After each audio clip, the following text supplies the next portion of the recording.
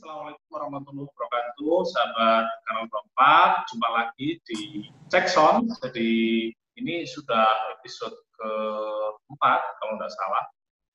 Kita keempat, dan hari ini saya punya tamu yang sangat istimewa, seorang mahasiswa Universitas Brawijaya yang kemarin dia bersama timnya itu baru saja terpilih menjadi salah satu ikon dari 75 ikon Pancasila versi BPIP.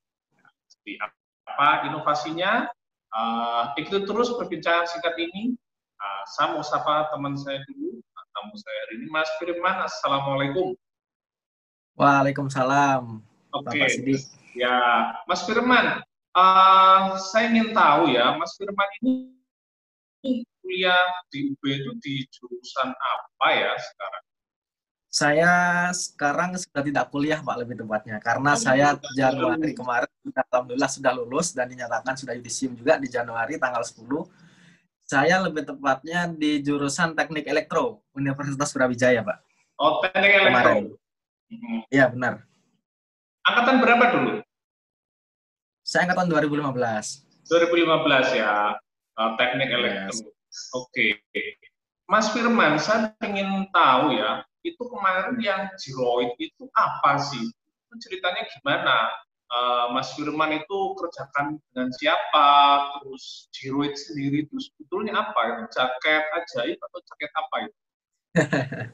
Ya, oke. Saya mencoba berangkat dari latar belakang dulu ya, Pak Sidik ya. Jadi latar belakangnya itu adalah teman-teman itu sedikit tergerak dari teman-teman elektro dan teman-teman kedokteran mencari salah satu solusi dari permasalahan karena di CDC, Center Disease of ini menyatakan bahwa hampir kurang lebih sekitar 2-3 juta penduduk di Amerika itu terjangkit hipotermia dan hipertermia. Nah, dari latar belakang itu kita tercetuskanlah membuat gimana kalau misalnya kita membuat jaket yang bisa menyeimbangkan suhu tubuh. Jadi suhu tubuh normal manusia kan antara 34 sampai 36 atau 34,5 sampai 36,5 sampai 37 bahkan bisa dikatakan masih dalam rentan normal. Nah, di situ kami gimana caranya jaket itu bisa membuat suhu tubuh manusia yang pakai jaket itu menjadi range di batas normal tersebut. Jadi ketika misalkan nih jaket itu berada di suhu si tubuh pemakainya itu berada di suhu bawah, dia mengalami hipotermia karena kedinginan, biasanya terjadi di orang-orang mendaki naik gunung gitu. Itu jaket itu akan berfungsi sebagai pemanas. Ada namanya water heating element, di mana dia akan memanaskan suhu tubuh sehingga menormalkan kembali suhu tubuh. Namun ketika suhu tubuh mengalami hipertermia adalah kondisi di mana penderita mengalami suhu tubuh di atas batas normal. Nah, si jaket ini ada namanya Peltier, dia berfungsi sebagai mendinginkan suhu tubuh agar kembali ke batas normal. Nah, dari situ kita mencetuskan gimana caranya ini bisa terjual dan terinovasi. Kita coba ikutkan ke ajang lomba nasional, lomba internasional, kita coba semua, dan alhamdulillah kita juga pernah menang di internasional juga, di nasional juga pernah, dan yang terakhir kemarin mendapatkan penghargaan dari apresiasi Badan Pembinaan Ideologi dan Pancasila. Jadi jaket itu sebetulnya Mas Firman buat dengan tim berapa orang? Saya dengan tim 5 orang. 5 orang. Jadi ya 3 dari jurusan Teknik Elektro, kebetulan cowok semua karena teknik kan background-nya banyak yang cowok. Terus yang 2 adalah dari mahasiswa kedokteran, dan mahasiswa kedokteran adalah cewek semua. Jadi 5 tim ini 3 mahasiswa elektro, 2 mahasiswa kedokteran. Jadi kolaborasi antara teknik elektro dan kedokteran gitu. Ya, jadi ini kolaborasi antara elektro dan kedokteran. Itu sebetulnya dibuat sejak kapan, Mas? Sejak kapan dibuatnya? Awal mulai membuat itu kita konsep awalnya pilot project-nya itu di April 2018, mulai launching sekitar Juni itu udah mulai launching, udah siap untuk dikemas, dan mulai dilombakan itu September 2018 udah mulai berani dilombakan untuk di ajang International Invention and Exhibition di Cina waktu itu. Jadi 2018 dibuat jaketnya, itu masih prototype atau bagaimana? Itu bahannya dari apa, Mas? Apa dari Nah, kanvas atau dari kulit atau dari apa? bahannya ini dari jaket yang anti air dan anti api. Jadi ada jaket yang flammable resistant. Dia itu jaketnya jadi bahannya itu terbak. Maksudnya dalam arti bukannya terbakar sangat sangat tinggi ya, misalkan rumah kebakaran gitu ya pasti terbakar. Cuman kalau misalkan emang jaket ini dibuat menembus di ada hutan terbakar gitu, jaket itu masih bisa untuk tahan resisten dari kebakaran gitu. Itu untuk bahan jaketnya. Namun kita dalamnya itu kita buat ada sensor detak jantung, ada PLTR untuk mendinginkan, ada carbon heating element untuk memanaskan. Jadi di situ semua terkoordinir dengan IoT. Selain itu, jaket ini juga bisa terkonekkan juga dengan HP gitu, Mas. Oh, jadi kita ingin mengetahui kondisi tubuh kalau pakai jaket itu kita bisa cek lewat HP gitu ya, bisa Bisa cek terkoneksi dengan HP ya. benar. Kondisi suhu tubuh dan detak jantung bisa dimonitor lewat HP. Bisa dimonitor. Oke. Bisa dimonitor. Kalau reaksinya, Mas, reaksinya itu langsung atau misalnya saya kedinginan, saya pakai jaket itu langsung jadi tubuh saya normal atau dia membutuhkan waktu mungkin berapa menit? Ya, gitu. nah itulah salah satu tahap pengembangan kami adalah gimana caranya jaket ini memberikan respon yang secepat mungkin dan delay sekecil mungkin gitu. Jadi di kekurangan jaket ini adalah masih adanya delay, Mas, karena adanya sensor yang membaca itu tadi mengkalibrasikan dengan suhu tubuh kita, baru dia terbaca dengan sensor. Jadi kalau misalkan suhu tubuh kita kalibrasi kepanasan, ya jaket itu akan berfungsi untuk menginginkan gitu. Dan itu paling kurang lebih 10 detik kan baru bisa kerja secara perlahan, berangsur-angsur, nggak langsung berdingin, jadi langsung panas. ada durasi sekitar 10 detik untuk penyesuaian ya. Setelah itu baru ya seperti itu ya. Jaketnya bisa berfungsi sesuai dengan kebutuhan. Nah, ngomong itu jaketnya sekarang kalau diproduksi massal itu bisa, Mas? Jaketnya kalau diproduksi massal sebenarnya bisa, karena dari segi harganya juga udah kita survei dari berbagai pasar juga ya tergolong, kalau misalkan emang fungsinya seperti itu tergolong masih relatif rendah daripada relatif murah daripada jaket-jaket yang branded lainnya gitu. Namun ini kita keterbatasan karena kan teman-teman juga udah pada lulus yang teknik elektro dan juga udah bekerja juga, dan saya juga sudah mulai bekerja juga, jadi sudah pencar masing-masing gitu. Kalau emang mau meneruskan jaket ini harus ada salah satu yang memprakarsai untuk bertemu kembali, riset kembali, dan harus melanjutkan kembali gitu. Sampai saat tahap ini sih mungkin jaket ini hanya hanya sekedar prototipe. Ya. Namun kalau misalkan emang ada yang mengembangkan atau ada yang ingin melanjutkan dan meneruskan gitu, kita sangat terbuka kalau misalkan emang niat untuk dikembangkan dan diimplementasikan lebih dalam lagi gitu. Kalau dijual itu kisaran harga berapa, Mas? Kita nggak memasak, maksudnya kita belum mengarah ke marketing atau penjualan gitu ya, karena kita tahu sendiri kalau bahwasanya jaket ini masih perlu banyak pengembangan dari segi teknisnya, dari segi ekonomis dan ramah lingkungannya gitu. Kita dari segi hitung-hitungannya aja, dari bahan kita dari belinya ya, dari harga jaketnya, maksudnya merakit jaketnya, dari peralatan-peralatannya mungkin kurang lebih sekitar 2 sampai 2,5. 2 sampai 2,5. Ya. Jadi kira-kira ya mungkin kalau dijual harga 4 sampai 5 itu masuk ya mungkin ya.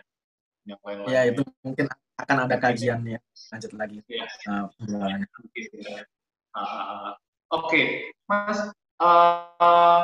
itu kalau nyucinya gimana? Kan ada perangkat atau perangkatnya dicopot dulu terus jaket itu dicuci atau bisa langsung dicuci? Jadi jaket ini adalah bukan jaket yang kita pakai untuk kemana-mana gitu. Ini harian, bukan harian ya? Ya, bukan jaket harian yang kita notabene wah kita harus pergi harus pakai jaket ini gitu. Bukan. Ini jaket adalah jaket yang untuk memang benar-benar urgensinya untuk menolong salah satu penderita hipotermia atau hipertermia. Jadi yang pertama adalah jarang terpakai. Maksudnya dalam arti jarang terpakai adalah memang dipakai pada waktu saat tertentu saja gitu. Terus kemudian jika pun memang kotor dan perlu dicuci, itu ada bagian-bagian yang bisa memang dilepas. Jadi ada bagian perangkat-perangkat elektronik yang bisa dilepas, dan nantinya jaketnya ini ketika semua perangkat elektronik dilepas, jaketnya ini juga akan berfungsi sebagai jaket biasa. Jadi bisa dicuci seperti semula. Oke. Jadi Gitu. peralatan itu bisa dibongkar pasang ya, bisa dibongkar pasang. Saya kemarin pikirannya itu alat itu melekat, pikiran saya ya. Oh ini mungkin alatnya melekat, gitu. Kayak ibarat kayak tentara, dia punya rompi peluru, mungkin di dalamnya itu kan mesti ada lapisan kevlar apa gitu ya, lapisan keramik atau apa. Pikiran saya di situ. Pikiran saya, ini mungkin alatnya di dalam ya. Ini ada cerita lucu juga, Mas. Waktu kemarin kita berangkat ke Cina itu, ketika waktu mengikuti lomba internasional, itu kan waktu di pengecekan bandara itu ada jaket, terus di dalamnya ada barang-barang elektronik gitu. Itu semua orang-orang bandara pada panik, dikirain itu jaket bom bunuh diri gitu. Iya. Karena belum tersusun rapi juga kan, ini namanya juga masih prototipe. Iya. Jadi kayak ada jaket tapi kok ada kabel-kabelnya nyembul gitu ya mungkin ya.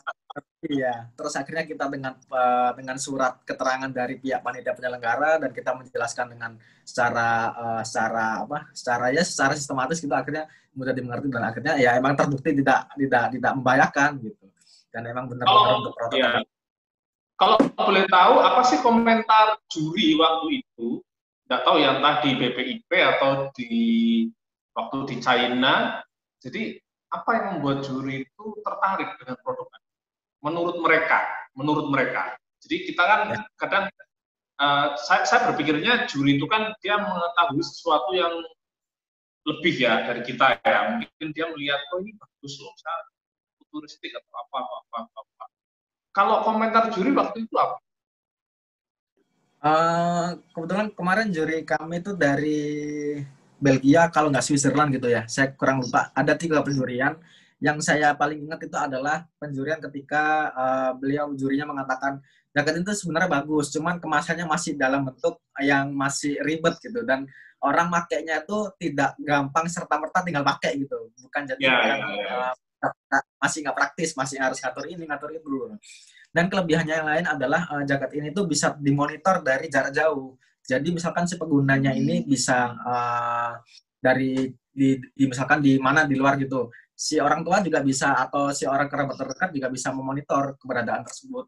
Dan di sana juga ada manic button. Nah, itu adalah salah satu keunggulan yang ditonjolkan dari jaket ini, sehingga membuat juri itu merasa, wah ini paket lengkap gitu. Selain ada mendinginkan dan memanaskan, itu juga ada heart pulse sensornya atau detak jantungnya.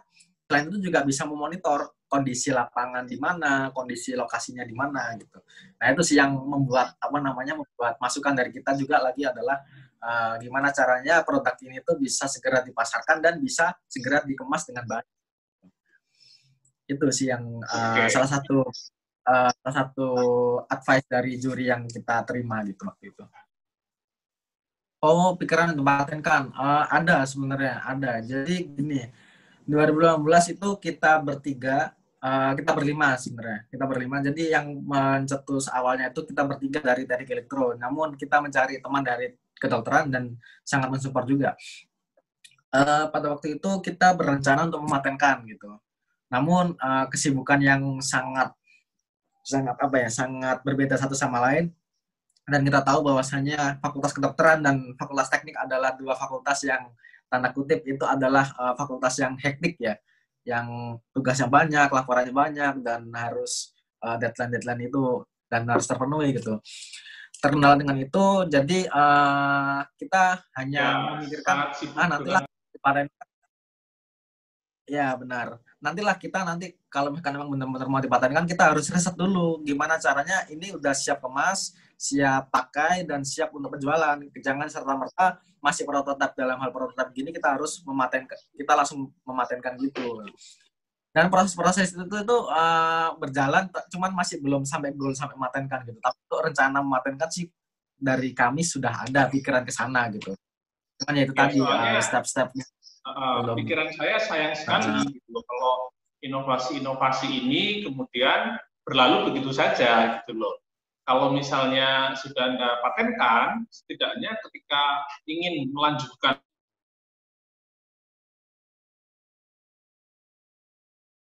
setidaknya satu step aman sudah terlewati, bahwa sudah hak ciptanya, hak intelektualnya milik teman-teman ini ya, Firman dan teman-temannya.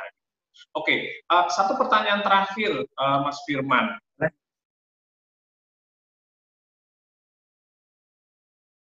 Firman sharekan dengan teman-teman mahasiswa baru, karena kan mereka pasti juga masuk ke UB, memilih UB itu dengan memiliki satu ekspektasi ya. Saya yakin mereka memiliki satu harapan gitu, akan kampus UB sesuai dengan pilihannya mereka masing-masing. Apa sih yang bisa Mas sharekan dengan teman-teman mahasiswa baru supaya mereka juga bisa masuk, terus bisa mendapatkan aura yang bagus. Aura itu dalam artian ini melayani. Oh, di sini tuh jadi senang meneliti yang mungkin tadinya tidak suka, ya, yang punya inovasi jadi terpacu dan sebagainya. Ya, oke, boleh. Jadi gini Mas, awalnya saya tuh berangkat dari mahasiswa baru juga. Saya juga mahasiswa baru juga. Awal itu saya juga mencari jati diri saya gimana. Akhirnya saya mencoba untuk mencari relasi sebanyak-banyaknya dengan mengikuti beberapa organisasi di kampus gitu ya. Kemudian saya menemukan teman-teman yang sekiranya satu visi dengan saya, dan itu tuh saya temukan di UB dan tidak di perguruan tinggi lain gitu. Karena saya juga banyak sekali lingkungan di kampus lain gitu ya. Bahkan di luar kota pun juga ada, di daerah saya di Surabaya itu juga banyak sekali gitu. Bukan bermaksud untuk membanding-bandingkan, namun keterima di UB adalah salah satu harus ada memiliki pride tersendiri ya, atau kebanggaan tersendiri, karena kita adalah mahasiswa pilihan dari berbagai ribuan mahasiswa lainnya daftar di UB. Itu yang pertama sih. Terus kedua adalah untuk mahasiswa-mahasiswa adik-adik mahasiswa baru, jangan pernah lelah untuk selalu berinovasi dan mencari relasi sebanyak-banyaknya. Karena kita belum tahu relasi yang yang akan kita temani itu akan seperti apa gitu. Bertemanlah sebanyak-banyaknya dan jangan minder dengan kampus-kampus lain. Kita tahu bahwa saya adalah menurut data kemarin yang saya baca itu kalau nggak salah UB peringkat 3 tertinggi setelah ITB dan UI.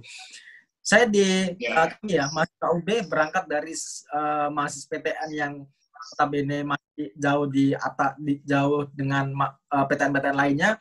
Kami tetap pede aja karena UB itu nggak jelek-jelek banget kok. UB itu bagus dan jangan sia-siain kesempatan kalian masuk UB gitu. Jadi kalau ibaratnya join UB be the best lah, itu motonya. Itu sih dari saya.